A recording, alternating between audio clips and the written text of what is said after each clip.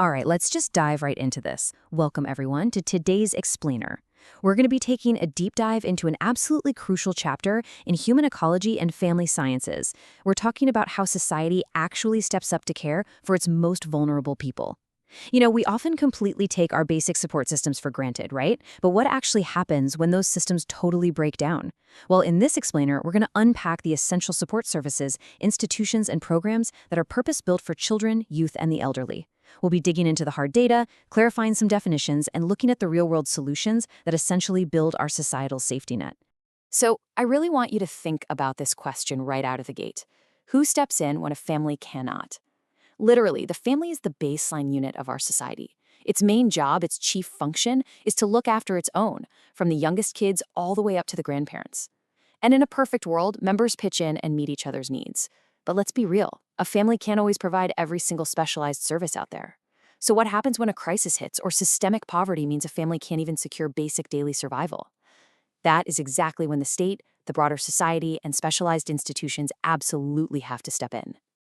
To answer how they do that, here is our roadmap for this explainer. 1. When families need help. 2. Defining true vulnerability. 3. The crisis of childhood. 4. Law and protection. And 5. Real-world solutions. Let's get right into it. Section 1. When families need help. Okay, so generally speaking, a family, working alongside community structures like schools and hospitals, is supposed to handle the needs of its members. But the data tells a completely different story. Many families are simply unable to meet even the most basic needs. They literally can't access or use the services society offers. Why?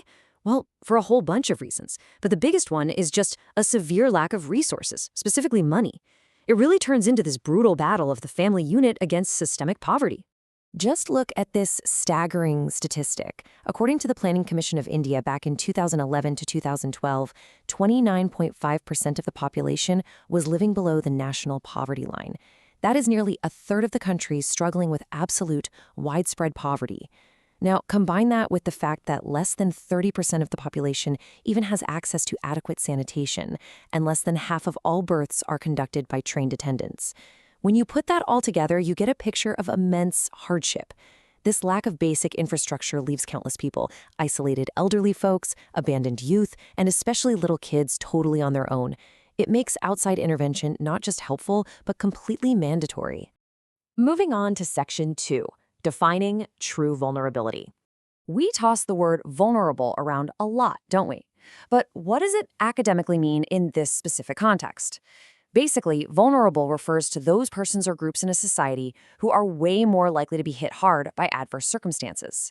And, crucially, when those bad things happen, the impact on them is significantly more harmful. They're the folks with the absolute least amount of padding to absorb life's shocks. So what actually makes a youth or an elderly person vulnerable? It all boils down to one thing: needs. If an individual's daily needs aren't being met, boom, they become vulnerable. It's a very simple yet profound equation. Unmet needs equals vulnerability. Without someone stepping in, these groups have basically zero chance of achieving optimal growth, development, or, in extreme cases, even basic survival. Section 3. The crisis of childhood. Now, while all the groups we've mentioned face huge risks, children are arguably our most intensely vulnerable demographic. Why? Because childhood is this incredibly rapid period of physical, cognitive, and emotional development. Kids need food, shelter, healthcare, love, stimulation, the whole shebang. When those are missing, the deprivation cascades. Look at this. Nearly 2/3 of children under 5 suffer from moderate or severe malnutrition. And malnutrition isn't just about a kid being hungry. It actively stunts every single other area of their development. It stops them from ever reaching their full potential. I really want to pause here and let the gravity of this next number sink in. 3 million. That is the estimated number of kids living out on the streets without any shelter whatsoever. We're talking about children living in incredibly dangerous, difficult circumstances where their most fundamental, basic needs for safety and care are just completely ignored. And the fallout extends right into education. We see massive educational deprivation across the board. Less than half of India's kids between the ages of 6 and 14 even go to school.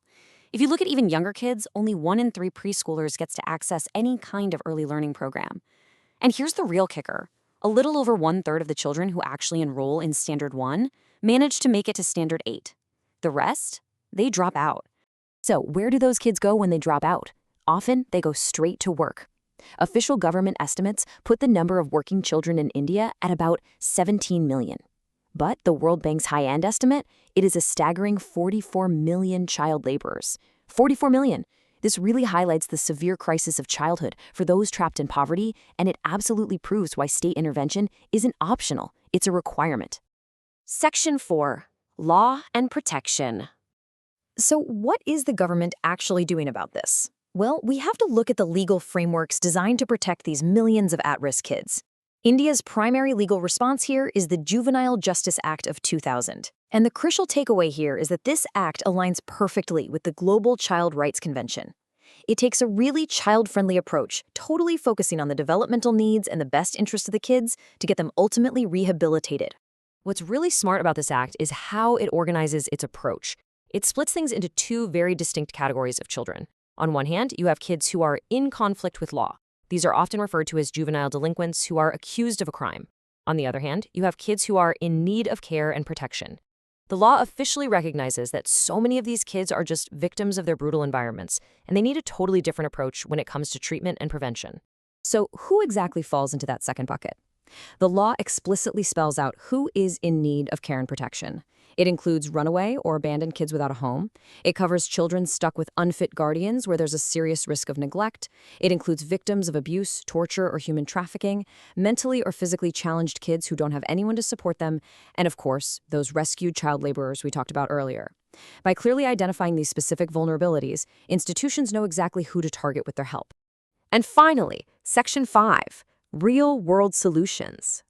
Having laws on the books is great, but they have to be paired with real, on-the-ground programs. A prime example of this safety net actually working in the real world is the SOS Children's Villages. This is an independent NGO that started up in India back in 1964, and they essentially pioneered a totally unique, family-based approach to caring for orphaned and abandoned kids long-term. Today, they support around 6,000 children across 40 different villages. Plus, they act as an amazing emergency response unit during disasters, like after the Bhopal gas tragedy or the tsunami, providing immediate relief and then setting up permanent care facilities. The SOS model is fascinating because it totally flips the script on traditional institutional care. Instead of placing kids in a cold, massive orphanage, it literally rebuilds a family. Step 1. A dedicated mother is assigned. Step 2. 10 to 15 kids are grouped together with her. Step 3, they live together under one roof as a highly stable family unit, allowing the kids to experience real love and recover from their trauma. And finally, Step 4, several of these family units are grouped together to form a supportive, localized village that integrates directly with the surrounding community. It gives these kids the exact physical, emotional, and social padding they need until they're ready to be independent adults. As we wrap up this explainer, I want to leave you all with a bit of a provocative thought. If the family unit were to totally break down in your specific community, are your local safety nets actually strong enough to catch the fall? Learning about these support institutions isn't just some abstract academic exercise. It's about critically analyzing the structural resilience of the society we all live in. Because at the end of the day, when a family's resources dry up, these legal protections and community programs are literally the only things standing between a vulnerable child and a lifetime of deprivation. Thank you so much for joining me on this explainer. Keep asking the big questions, keep looking closely at the systems around you, and I'll catch you in the next one.